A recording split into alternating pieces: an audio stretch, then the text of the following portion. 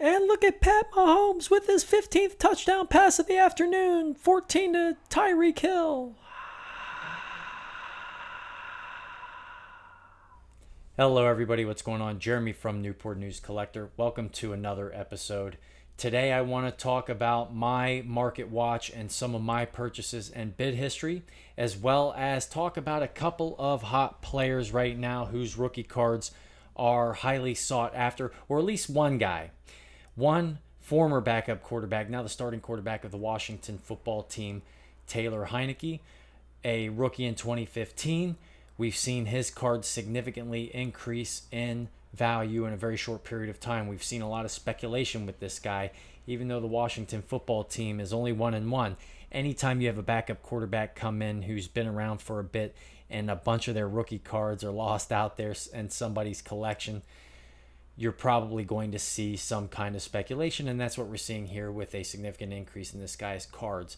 Also, one of my favorites recently, a Demetric Felton of the Cleveland Browns. The Cleveland Browns are my team. Demetric is a rookie this year, and with a couple of key injuries on that Cleveland Browns roster, this guy has increased the amount of times that the ball's been in his hands, and this increases the likelihood and potential that this guy can make big plays because Demetric Felton is lightning, and he's proven himself worthy of making big plays in a very short period of time. And so we'll go ahead and talk a little bit about these guys and how I see some other positions other than the quarterback position maintaining the value of their cards. As we've seen in the past, quarterback cards are very popular, especially the refractors, and they go away very quickly. And this leaves the door open for a lot of other young, up-and-coming players from other positions to come in, and we can find at affordable prices rare and short print cards of some of these players like Demetric Felton. So with that, let's go ahead and get started. And so I'm just going to start out with some of my recent purchases. As you can see, I'm into the quarterback position.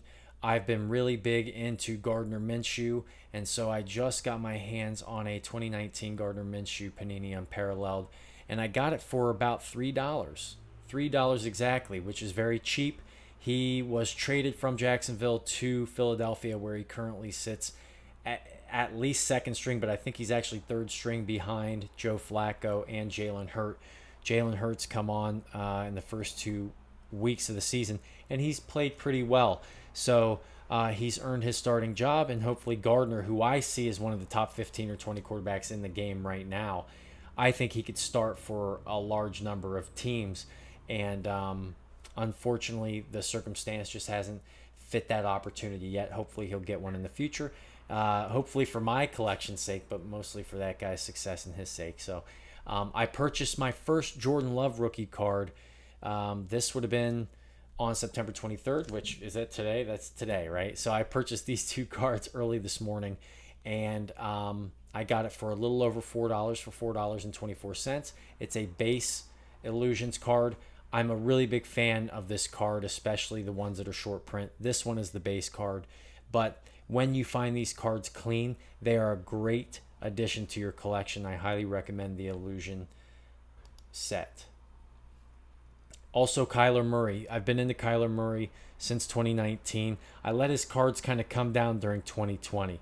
He had a fabulous 2020 campaign. He turned the ball over a little bit more than what I'd like, but at the same time, you had a lot of other big-time players making big-time games or big-time plays every game. Aaron Rodgers, MVP, Pat Mahomes, you name the various quarterbacks who have become popular. Deshaun Watson, despite his off-the-field issues, that guy had an MVP caliber season, and he did the year before that too.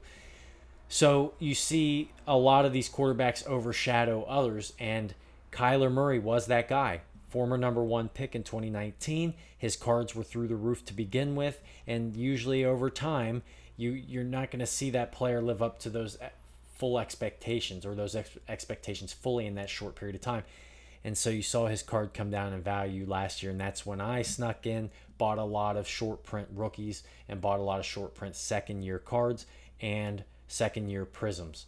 And so that's what I just bought, the rookies insert from the 2019 Donruss set.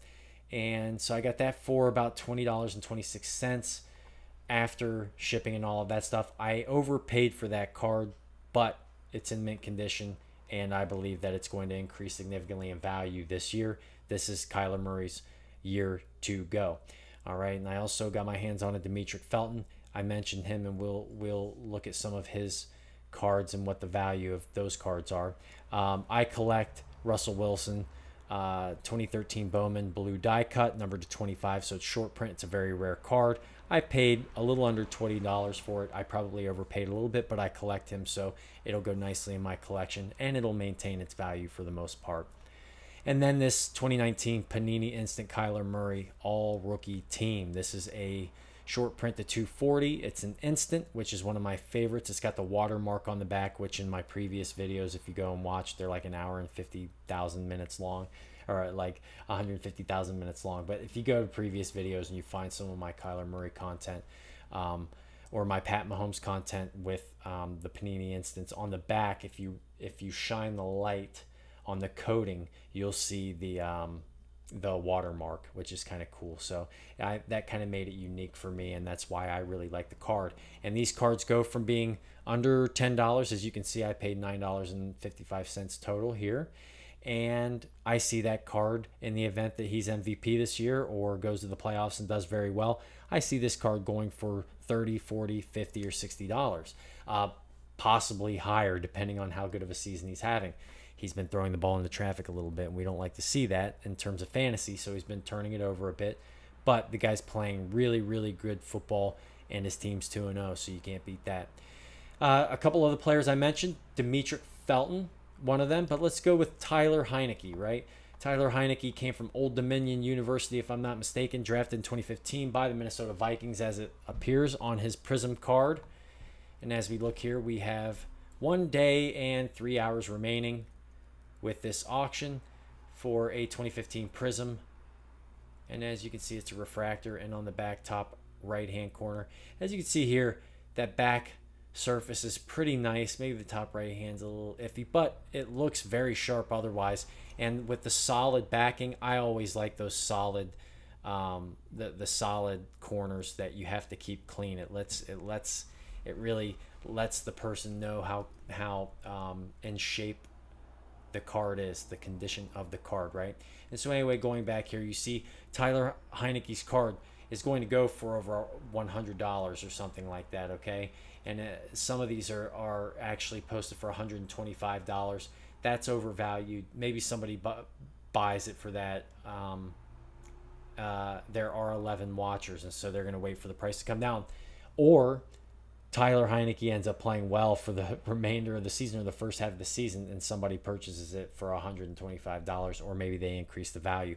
Right now, it's overpriced, in my opinion, but this is the speculative nature of where we're at. We have a backup quarterback coming in for an injured Ryan Fitzpatrick, and the guy plays pretty well, shows some potential. He's been around the block for 5 years, going on 6 now, and so the guy gets a shot, you got to speculate. I saw this with Ryan Tannehill over the last 18 months, and that team's been riding the coattail, in my opinion, of Mike Vrabel's defense and their running back, who's like 6'9", 290 pounds.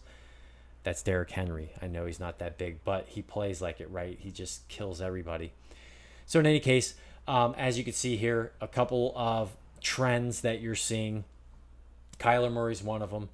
Tyler Heineke, he's another one. This is probably the biggest trend right now in football or in sports cards, in all honesty. This guy, he's showing a lot of potential. We'll see where it goes.